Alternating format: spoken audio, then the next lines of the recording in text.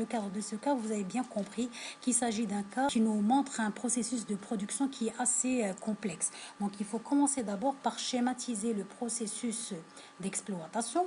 Vous avez compris qu'il y a trois grandes phases du processus d'exploitation. D'abord la phase approvisionnement, dans laquelle on achète 4 matières premières.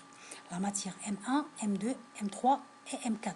C'est-à-dire qu'obligatoirement, on va avoir 4 coûts d'achat, suivis par l'établissement de 4 inventaires permanents relatifs chacun à la matière première correspondante. Par la suite, on va passer à la phase productive.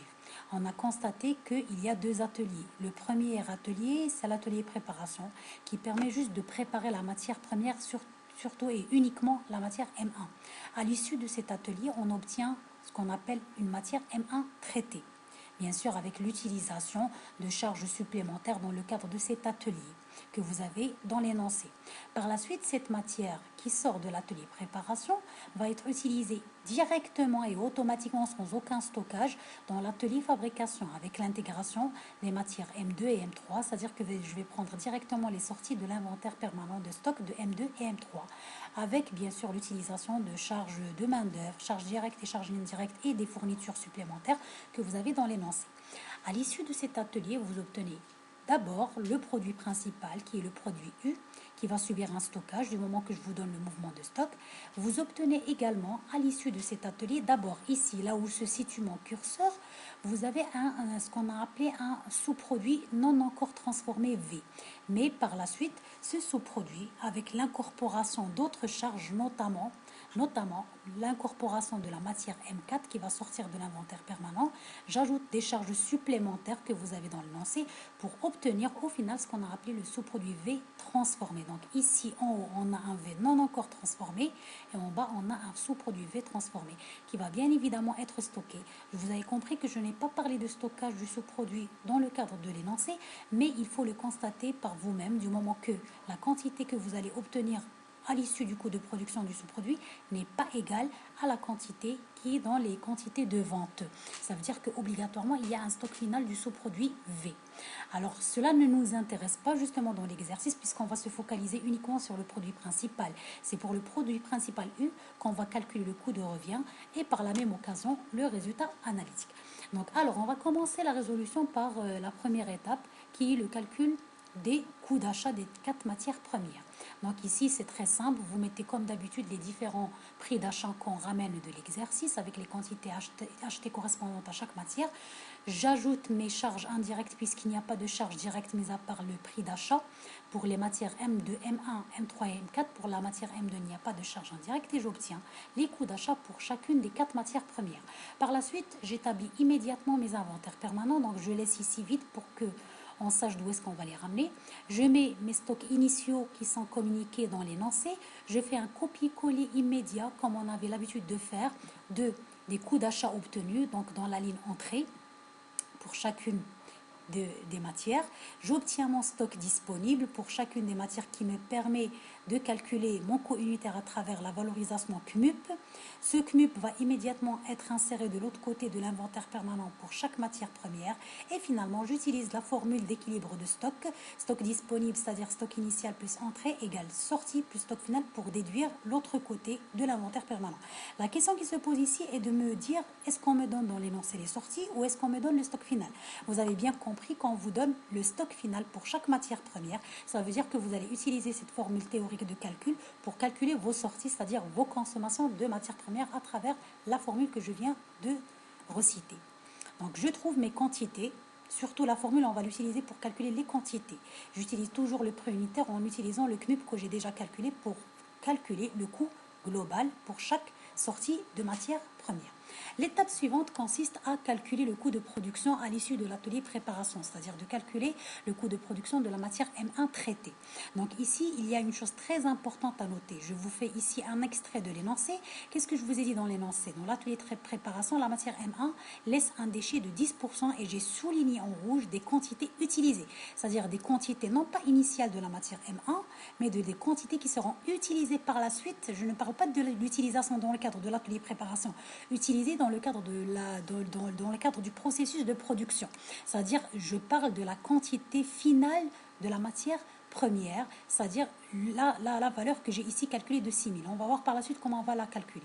Ça veut dire que la quantité de déchets représente 10% des quantités finales ou des quantités utilisables ou utilisées dans le cadre du processus de production.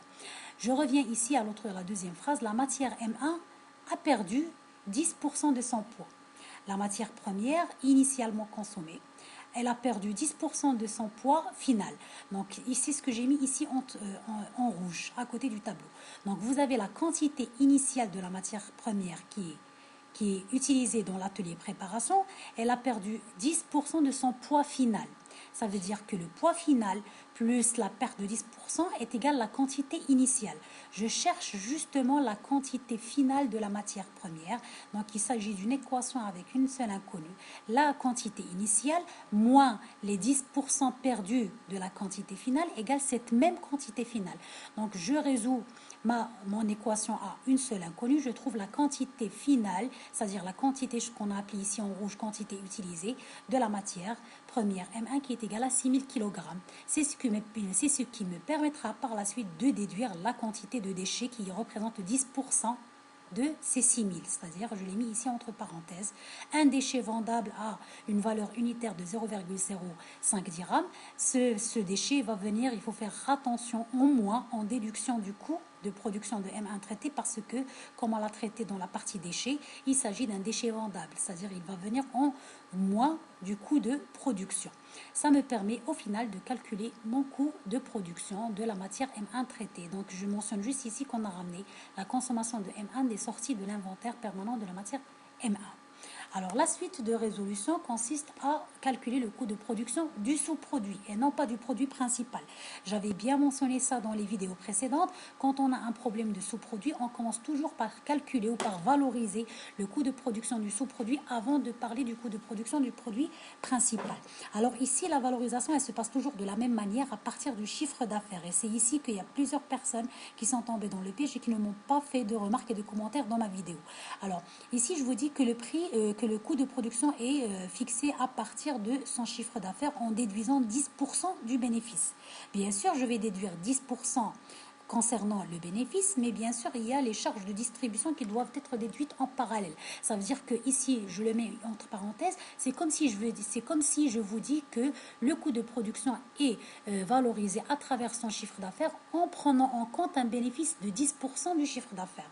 Donc, on va utiliser la formule qu'on a l'habitude d'utiliser dans la valorisation du sous-produit.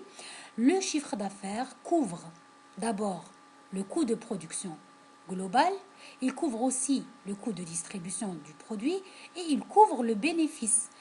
C'est-à-dire, autrement dit, le chiffre d'affaires est égal à le bénéfice plus le coût de revient. Coût de revient est décortiqué en coût de distribution plus coût de production. Donc ici, mon objectif n'est pas de calculer le résultat analytique, c'est-à-dire le bénéfice, mais plutôt le coût de production global. Donc je vais inverser la formule. Le coût de production, il est égal à le chiffre d'affaires moins le coût de distribution moins le bénéfice. Le bénéfice, on vous dit déjà qu'il représente 10% du chiffre d'affaires. Donc, je vais mettre ici 10% de mon chiffre d'affaires. Mais la question qui se pose, c'est comment j'ai calculé le chiffre d'affaires du sous-produit V. C'est-à-dire, je vous donne dans l'énoncé le prix unitaire de vente, mais d'où est-ce que j'ai ramené cette quantité de 3650? Il ne faut surtout pas mettre la quantité de vente de 2500 qui est là, si vous voyez mon curseur.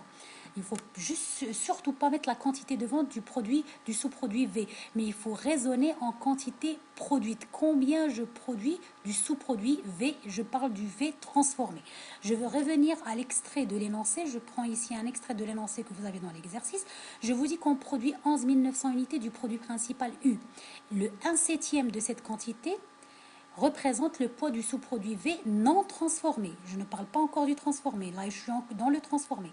Ça veut dire que le 1/7 de 11 900, qui est égal à combien? Qui est égal à les 1700 que vous voyez en bas, c'est la quantité produite de V non transformé.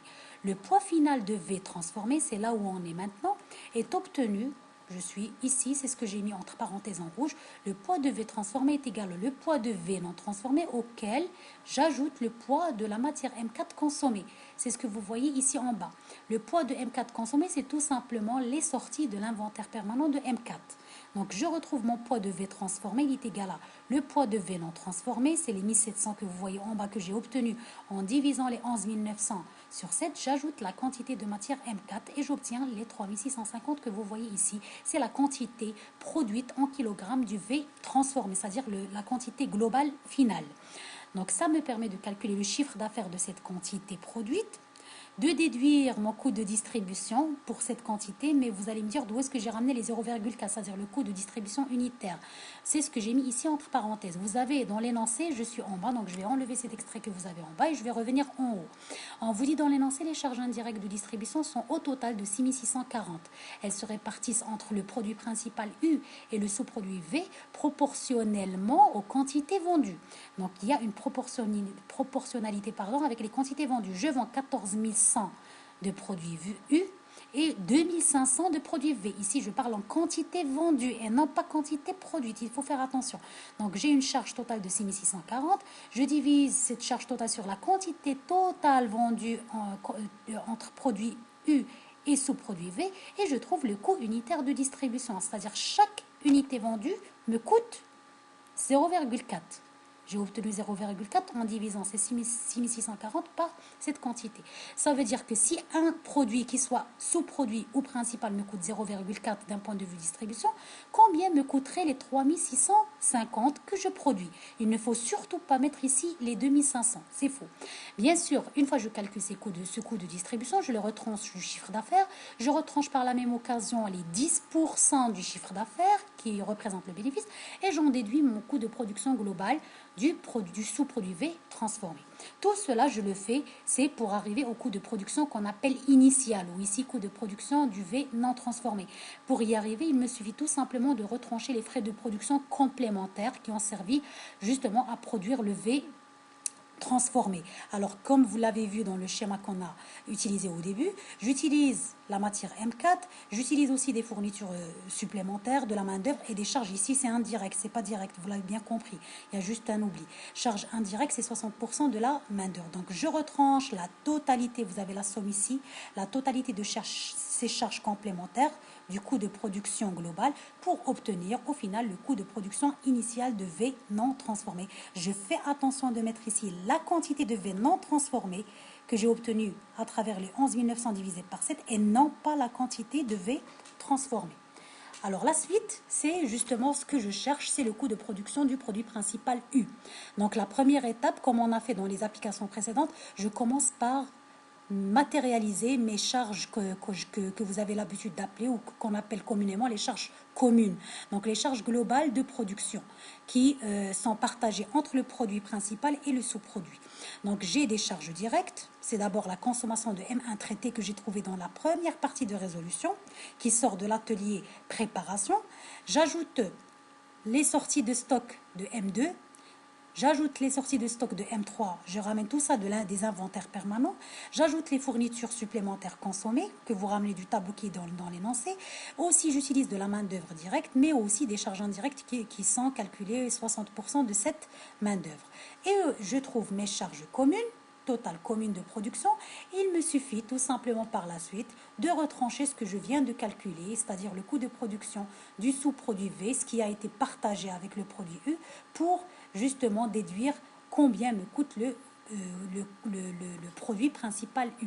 Je n'oublie pas mes encours que vous avez dans l'énoncé. J'ai un encours initial que je dois ajouter. L'encours final, on sait très bien qu'il faut le retrancher et j'arrive à mon coût de production du produit principal U. Je n'oublie pas de mentionner en bas la quantité de production du produit principal et en divisant mon coût de production global par ma quantité, je trouve le coût unitaire de production. Par la suite, j'établis bien sûr mon inventaire permanent puisqu'on vous parle de stockage. Donc, je fais copier-coller de mon coût de production que je viens d'obtenir. Ce sont les entrées de stock. Je les ajoute au stock initial pour trouver mon